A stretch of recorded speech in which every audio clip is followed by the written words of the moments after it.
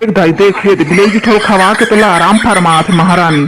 तो सास के जुठल खवा होताई बिलाई क्यों करे वो? कुछ मुही का तर के तेह बने बनेल खाथस और मोला बिलाई जुठल खवा था तो सो सास के हरे की के ढोंग कर आज नम्मी पितर हरे तो सास के जुठा हरे वो उही जुठा करी तीन दे मोटोला।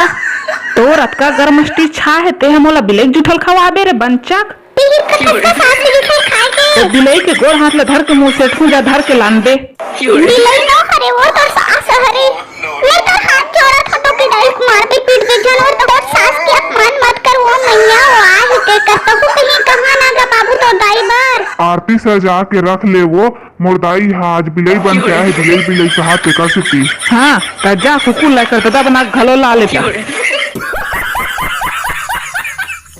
कौन है ये लोग? कहाँ से आते हैं? कतका दिन के मैं पितर खाए बार जाऊँ कहीं के इंतजार करत रहूँ। आज मोर पितर होत है तो न्योता नहीं दे है।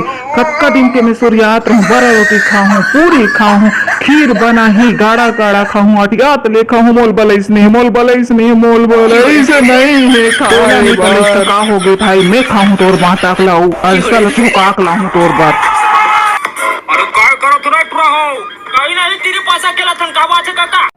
मोर बाबा काश पितर है चलो तुहर मन बता रुके रहा।